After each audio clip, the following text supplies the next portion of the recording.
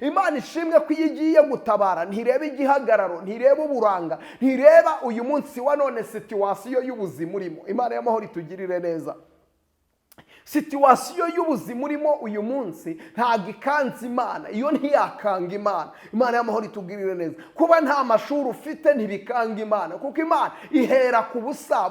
Imana yo ntikora, irarema, ifata ibitari biriho ikabihindura ibiriho. Imana y'amahoro ishimwe cyane. Uyu munsi wa none ifata ibidafatika ikabihindura ibifatika, ifata ibintu by'ubusabusa ikabihindura ibintu bigaragara, kuko ni Imana y'irema. Ijambo rirambwira ngo isi yari itagira ishusho, ngo nta kintu na kimwe, ngo isi yari ubusabusa, ngo Imana ihera ku busabusa, ngo iravuga ngo nihabeho, habaho. Nawe ndagusengeye wowe unkurikiye, Imana ikuremere mu izina rya Yesu. Umaze igihe kinini nta mwana, umaze igihe kinini ugerageza gukoresha mariage bikanga, ariko umva ubuhanuzi, umva uko Imana ivuganye nanjye. Irambwiye ngo birahindutse mu izina rya Yesu. Ndumva ijwe ayizo ni mashando wiribiri.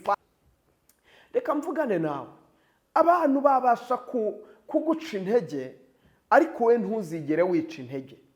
Imana y'amahoro itugirire neza. Reka abantu baguca intege, ariko we ntuzigere wica intege. Reka abantu babone ko ntaho uzagera, ariko wowe vuga ngo nzahagera mu izina rya Yesu. Kubera yuko naho ugeze uyu munsi ntabwo ari bo bahakugejeje. Birashoboka ko hari uwavuga ngo yaragufashije, ariko kuba yaragufashije ntabwo ari impuhwe yakugiriye. Rimwe na rimwe uzasanga abantu bagufasha kubw'inyungu bakubonamo, ndetse abantu bakagufasha kubw'ibyo bakwitezemo, ndetse abandi bakanagufasha bagira ngo bakugire igishoro.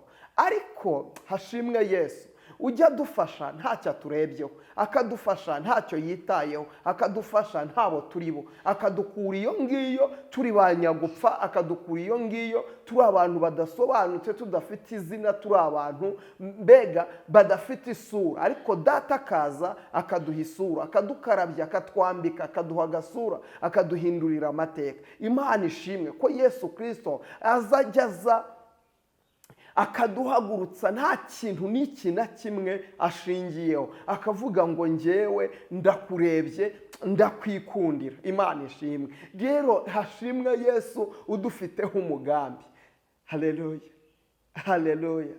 Nzogera kucyo yavuze, nzogera naho yambwiye, kuko Imana atari umuntu ngibeshye. Iyo ivuze biraba, yategeka bigakomera, ntiyifite ijambo rya nyuma kuri njye. Iyo ivuze biraba, yategeka bigakomera, ntiyifite ijambo rya nyuma kuri njye. Nubwo bimeze bityo nzi neza icyo Imana yamvuzeho, kuko ari nta jambo Imana ijya ivuga maze ngo rihere. Nzogera kucyo yavuze, nzogera naho yambwiye, kuko Imana atari umuntu ngibeshye. Haleluya.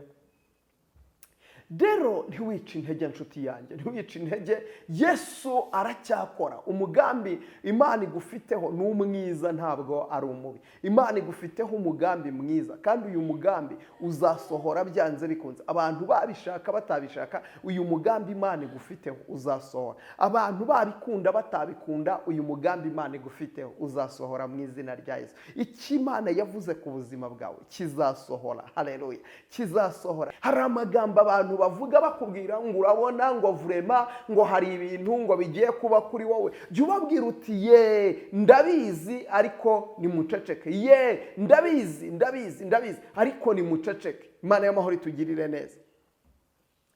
Urabizi ko Uwiteka agiye kugukuraho, ati yego ndabizi yewe.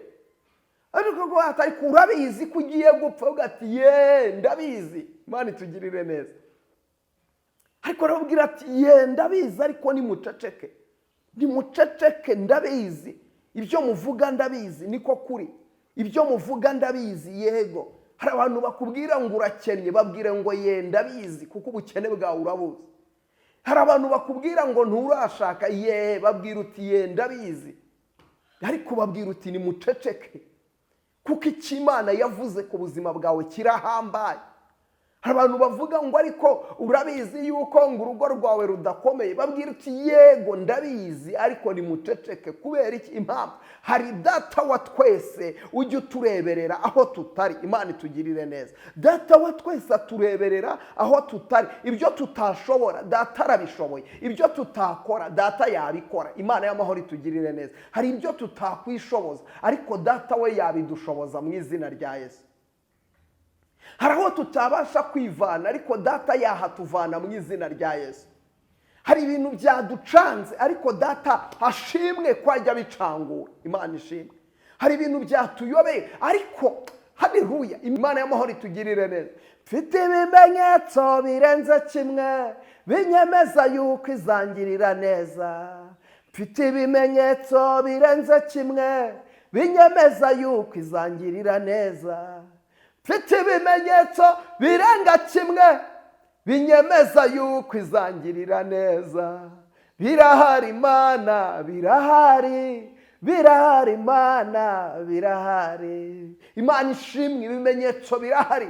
Dushubije amaso inyuma tukareba aho Imana ituvanye n'aho itugejeje. Yego nturagera aho wifuza kugera ariko uko biri biruta mbere. Hari ikintu Imana yakoze, hari ikintu Imana yakoze ku buzima bwawe, hari ikintu Imana yakoze mu rugo rwawe, hari ikintu Imana yakoze ku bana bawe, hari ikintu Imana yakoze ku mugabo wawe, hari ikintu Imana yakoze muri family yawe. Bigutere gushima Imana, bigutere guhimbaza Imana.